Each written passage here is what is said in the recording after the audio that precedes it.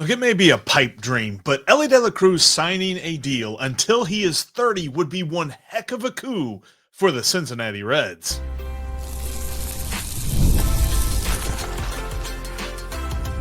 You are Locked On Reds, your daily Cincinnati Reds podcast, part of the Locked On Podcast Network, your team every day.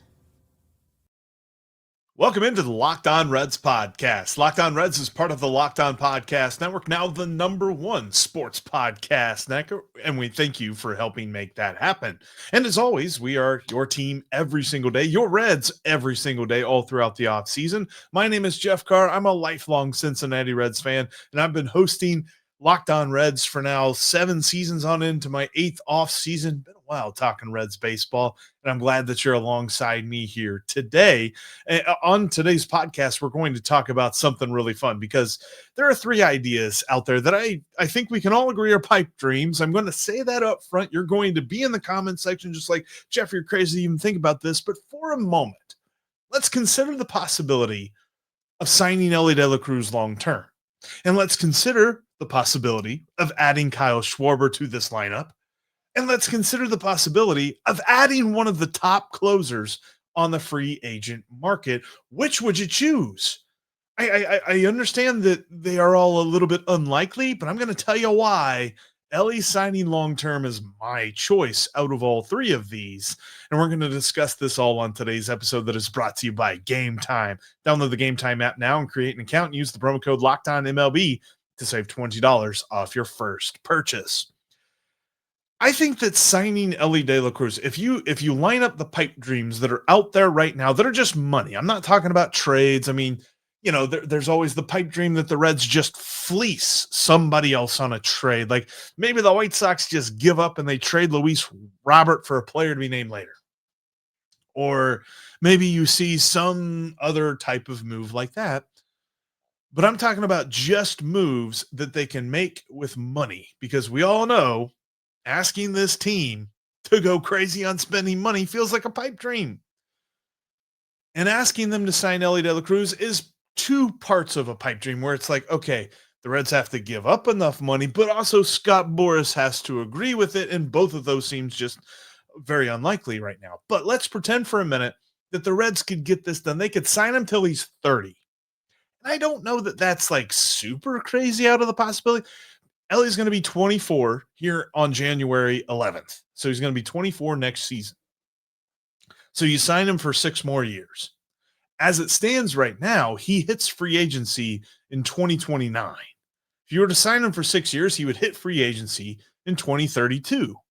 Or yeah, if I do that right, 2033, whatever it is. It's not as if we're saying, yes, sign him to an eternal contract. He will never leave. Because quite frankly, I think that the Reds played themselves out of the double-digit year contract market with Joey Votto. They did that once. I don't think they'll ever do that again. But could you conceivably sign Elly De La Cruz till he's 30? I think from the team side, that makes sense. And from the player side too. Like he would probably want to check out free agency. He could probably get a lot of money, at least as is. When it comes to the current economic structure, that might change and it might be easier or harder to sign him. Who knows?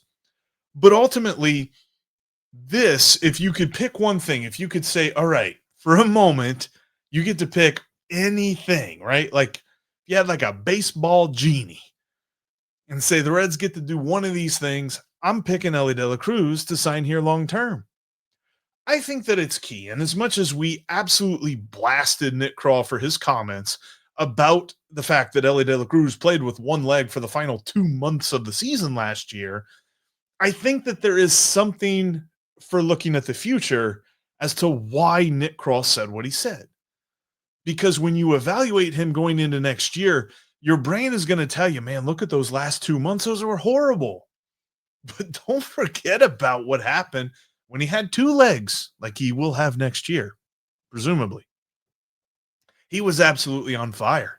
He was on track for like a 7-win season. He was on track to hit over 30 home runs. He was on track to steal probably close to, if not over, 60 bases.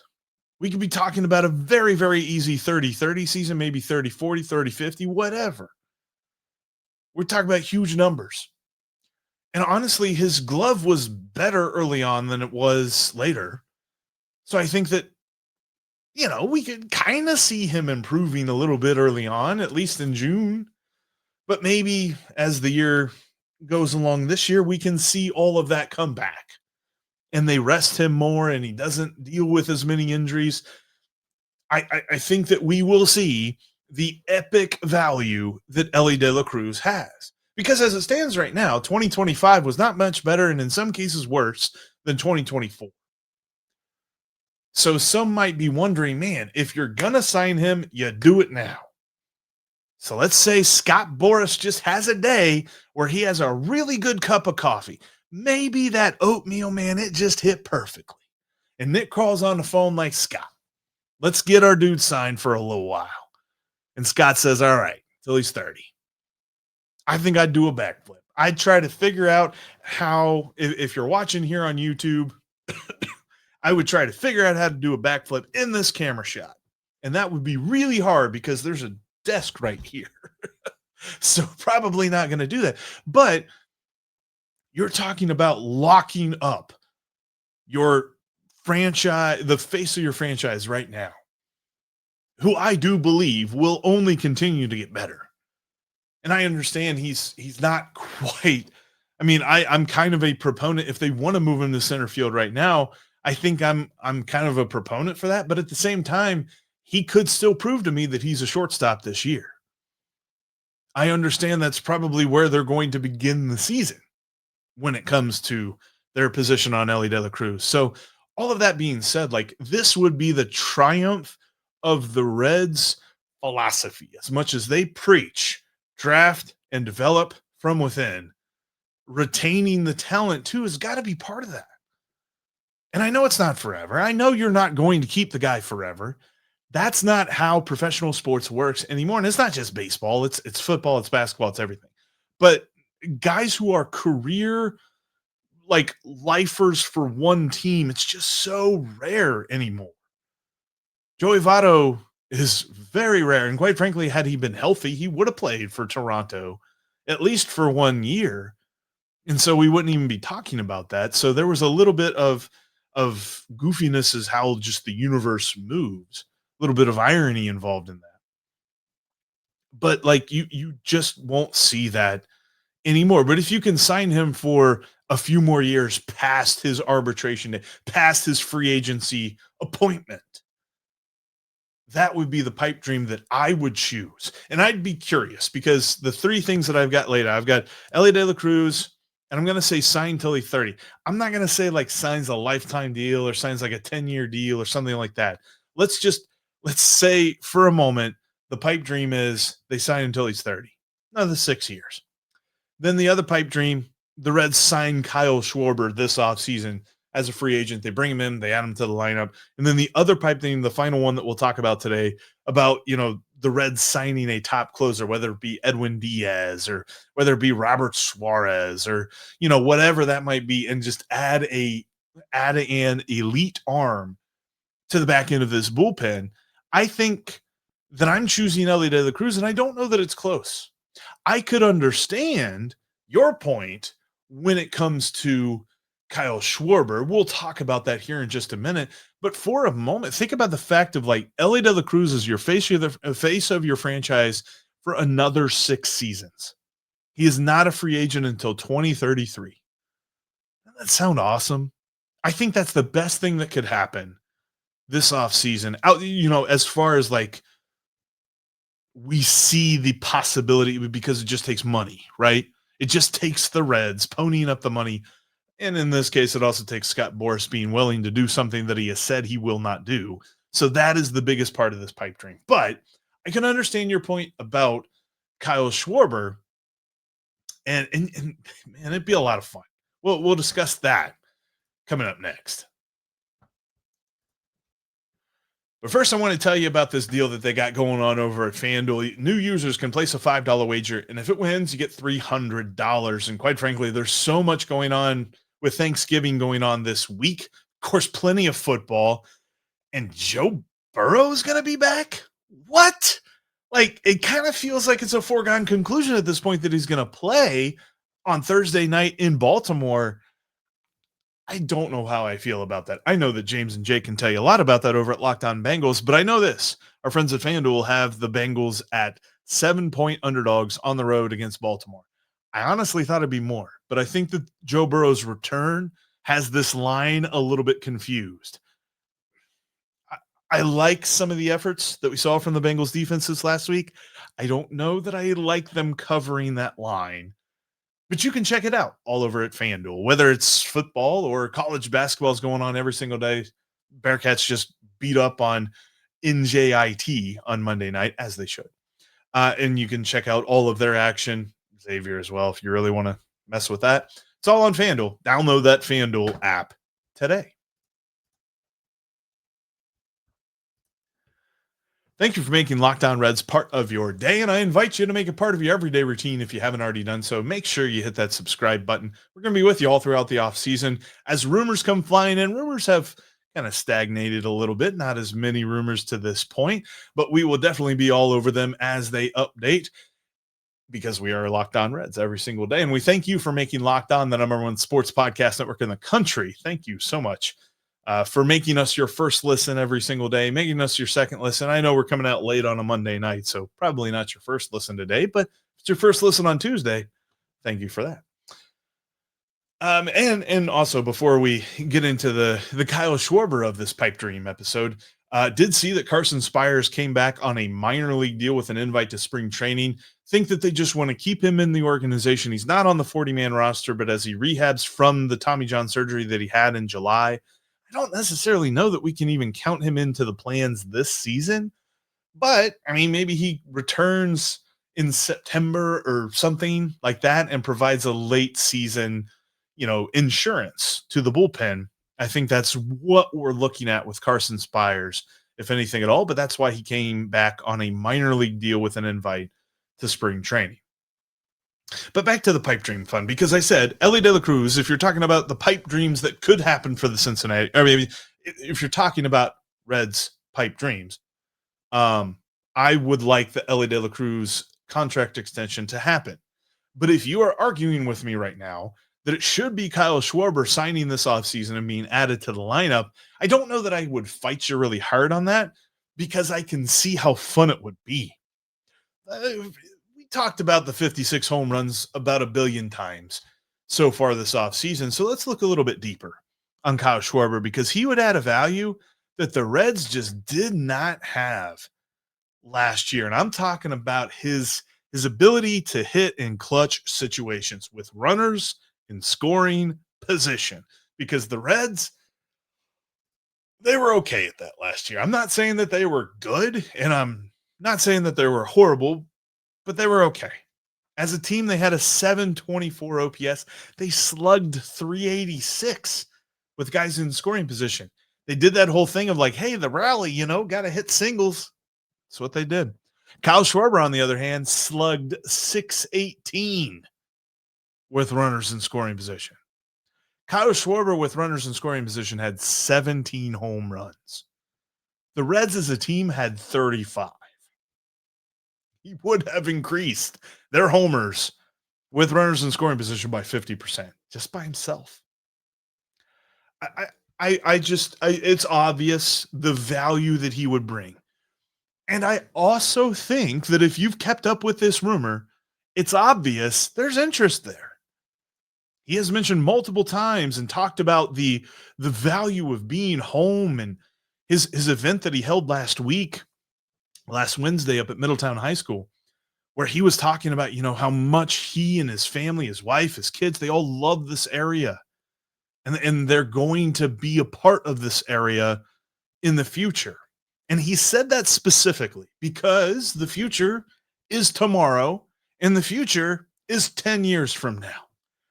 So yeah, it could be after he retires, whenever that might be. Or it could be when he signs with the Reds this year. But I think it's clear that there is a desire in his mind to be a Cincinnati Red.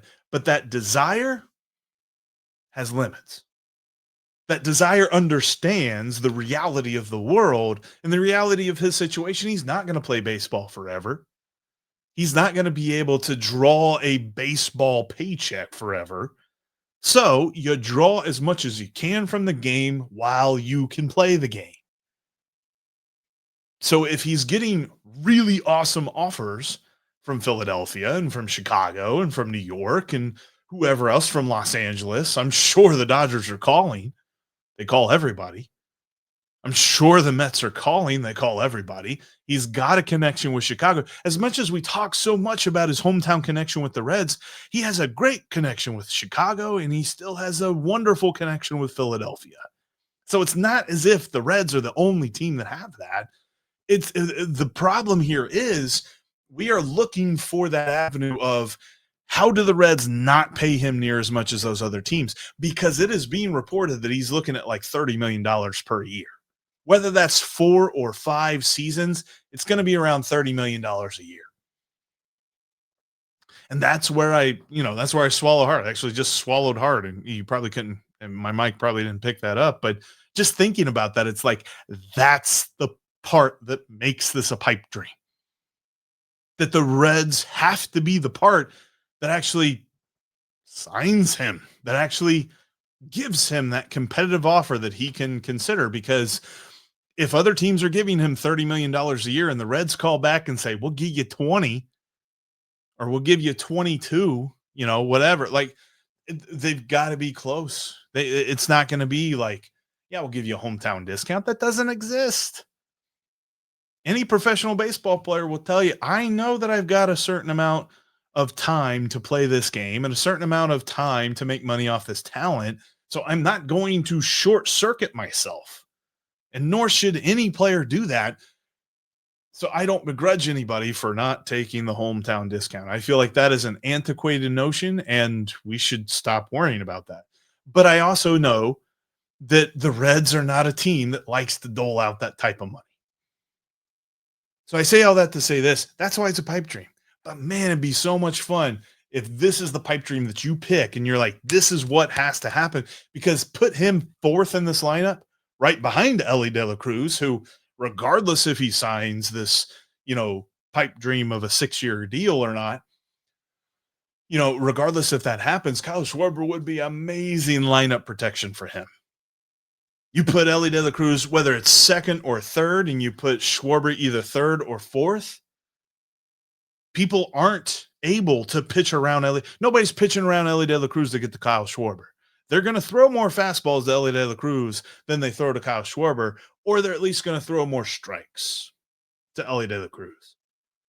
So he's going to be able to eat a little bit more, because we saw it. Guys started pitching around him, and he's, to his credit, he has improved his plate discipline. And he was taking more pitches. He was walking a little bit more last year. But Elly is so dangerous with the bat. I think he's equally as dangerous with the bat as he is with his legs. And so if you can put him on base in front of Kyle Schwarber, you're not winning as a pitcher. But if you pitch to him, are you really much better off? This would make a heck of a lineup if you add Kyle Schwarber to this team. It's the annoying part, right? The thing that everybody always just hammers the Reds about. Well, they're cheap. Yeah, they kind of are. But we've known that all our lives. So getting mad about it let's see, I'm 36. I really became a diehard fan when I was 9. So, like 27. Getting mad about it for like the 28th year in a row, probably not the best thing for my own mental health. But at the same time, that's where we are. That's the team that we're dealing with here. And if you can add Kyle Schwarber to this team, man, you're talking about a bona fide contender, because I think that they can build the pitching staff from within. You can make a couple of smaller moves to add some bullpen arms and fill some spots that opened up. I don't think it's that hard. It's just the Reds like to make it that hard.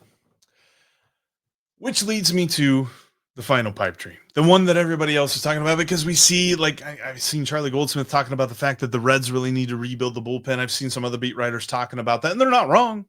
The bullpen is a big need this offseason. the Reds have lost a couple of dudes. I mean, Pagan is gone. Brent Suter is gone. Nick Martinez is gone. And Scott Barlow are gone. You've lost 4 big dudes that gave you a lot of innings last year. So replacing those guys is going to be important. And could you do it with the top flight arm? Because, man, this bullpen would be awesome if you did. The next time you get down to an event, you got to use Gametime. Whether it's a sporting event, whether it's a concert, whether it's a comedy event, Gametime's got you covered for all of that. And they make the ticket buying process simple. You see the price up front. You don't have to put the ticket in the cart and then pull out a calculator and do all the math and trying to figure out exactly how much money you're going to pay. Gametime shows you right there before you even click add to cart. You know that you're paying that dollar amount. And if you're going to a new stadium, like say you're following the Bengals, maybe you're going to Baltimore on Thanksgiving Day. More power to you. But if you do, Gametime's going to show you your view from your seat because you're probably not that familiar with the Ravens Stadium. It used to be called M&T Bank Stadium. I don't know what it's called now. Maybe it's that. Whatever. Gametime will know that as well. Gametime makes the ticket buying process easy. You need to download it today. Create an account and use the promo code LOCKEDONMLB, and you'll save $20 off your first purchase. Swipe, tap, ticket, go. Download Gametime today. If you can't watch us, you can always listen to us on your favorite podcast app because we are free and available everywhere you get your podcast. Make sure you join me tomorrow. Steve will be back with me. A little bit of a scheduling snafu, been a crazy Monday, but we'll be back together here. Appreciate you joining me as I'm solo on this Monday episode, released late on Monday. And we're talking pipe dreams. As much as I would love to think that they are, possible, that they are likely, that there is some way that they could happen, it's the Reds. And I'm talking about moves that could be made if only for money. Just money, not trades, not guys regaining old abilities and coming out of retirement and being amazing. Not talking about sci-fi here. Although maybe it is a little bit of sci-fi because apparently the Reds just don't want to spend like this and they'll have to teleport the money here or something. But if the Reds were able to go into the market and get a top flight closer, this bullpen would be fantastic because I like Tony Santillan. But there's 2 reasons that I'm a little bit nervous about handing him the closer's job. Number 1, he threw 80 games last year. And I know he's got the offseason to rest his arm. He has got this time to really build up strength and get ready for spring training and really get into his work next year. But there is not a great track record across baseball, not just the Reds, but across baseball for guys that pitch a ton of innings and then what happens the next year. I think we're in for a little bit of regression. And on top of the fact that just relief pitching in general is such a fickle thing, I'm a little bit nervous about what's going to happen to Tony Santillan next year. I love Tony Santillan. He's one of my favorite Reds. Got a Cincy Shirts t-shirt for him because I absolutely love watching him pitch, watching him coming out of the bullpen, shut guys down, really think that he's one of my favorite Reds. But at the same time, 80 games going on into next year, what are we expecting from him? Because it feels like if we're going to ask him to throw 80 games again, he's probably going to get hurt somewhere in there. Because he's a relief pitcher. And it's not as if these guys are supposed to throw every single day. That just doesn't happen. And then on top of that, he has no experience as a closer. It's not to say that guys can't can't come in without experience and be a good closer, but it makes me nervous that he is the de facto closer right now. And that's what he is. I mean, he's a very good relief pitcher, but if you're looking at the current Reds roster, he's the closer because who is if he isn't? Are you handing it to, they brought back Sam Maul on a cheaper deal than what he was going to, estimated get through arbitration. Are you giving it to Sam Maul? He had a horrible year last year. Are we giving it to Ian Jabot? Opening day last year, the Reds did, but I digress. I just think that like it's easy to line him up and say he's the closer right now. But if you could go get Edwin Díaz, and I know we just had a Diaz brother, but Edwin is really, really good. Or if you could go get Robert Suarez, who was the leader in saves in the National League last year. Or if you could go get Devin Williams, who had a slightly down year if you're just looking at his ERA from last season, but absolutely is a top closer in this league, arguably one of the best. Heck, if you could get Kenley Jansen or Pete Fairbanks, those guys, all of those guys are going to make way more money than the Reds will pay for a closer. That's why it's a pipe dream. But think of how good the bullpen could be with one of those guys, how much everything else falls into place. Because then you can take a risk giving higher leverage innings to Luis May and Zach Maxwell. And of course, Connor Phillips, I think, really deserves a look in higher leverage situations. You could probably go find you another left-handed pitcher. Keegan Thompson becomes less of a thing. Like right now, it kind of feels like they're looking at Keegan Thompson to be something in this bullpen, and I'm a little bit worried about that. But it just feels like everything else gets pushed down a rung, and you really see a lot of opportunity with this bullpen being a strength of this team. And not just a, hey, Jeff found a stat to really explain this in a very positive way, but like a legit, like, good thing. The thing about this, and the reason that I don't believe that this pipe dream gets picked over Schwarber or a long-term contract for Elly, is a couple of reasons why. I think that you can build a pretty successful bullpen from guys within your organization. Now, the Reds have not necessarily done that.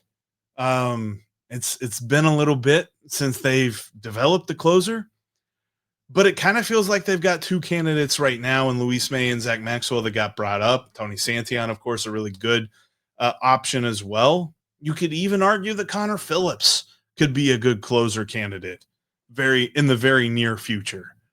So you've got guys who are at least speculative. And if you run them out there in a committee, you play the hot hand and things like that, I kind of feel like for the most part, there's definitely some key examples that you can point to and argue with me on this. But I kind of feel like Terry Francona, for the most part, had a good feeling on which guy to bring out of the bullpen in the right situation.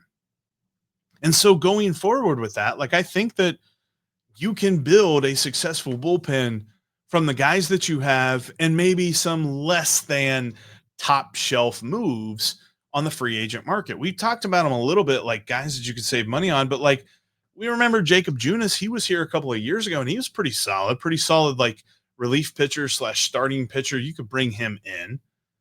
The Reds could go get like a guy like I really have always liked Tommy Kahnle he pitched mostly for the Yankees, but he pitched for the Tigers last year, a little bit older. Sir Anthony Dominguez would be interesting, although he's a little bit closer to that top shelf price. Pierce Johnson was a name that Steve had mentioned the other day. He'd be interesting too, but there's plenty of guys out there. And I always lean on what I say about relief pitchers. And that is relief pitching is such a fickle thing. Year to year, you can see some crazy swings in statistics. And even the most mid guys can have some really awesome years. Even thinking about Emilio Pagan, it's not as if Emilio Pagan, we knew that he was going to be a good closer going into last season. I mean, think about 2024 for Emilio Pagan. He dealt with a lot of injuries. And when he was pitching, he wasn't really pitching all that well. And so whenever it was clear that Alexis Diaz was not going to be the guy early on in 2025, and they turned to Pagan as like, okay, all right, kid, drive. Let's see what you got. And he drove. And for the most part, he was pretty good. And I think that that's what you hope for if you're the Reds. When you present yourself as a small market team that will only spend so much money on their roster, there are certain parts of the roster that you've got to lean heavily on your player development system, and the bullpen is absolutely the main part of that. And so I never understand that somebody advocate for investing more in the bullpen than in the lineup. Put that money in the lineup and let's develop the bullpen. As fun as it would be to have Edwin Díaz coming out of the tunnel, that awesome song that he has, maybe he switches it up if he's not with the New York Mets, but whatever. To have Robert Suarez coming out and you feel really good about those guys, I think there's also plenty of opportunity elsewhere as well. And guys on this team who could prove themselves to be closers. And I think I would like to give them that shot. But overall, if we're talking pipe dreams, give me Elly De La Cruz until he's 30. Man, that sounds like a lot of fun.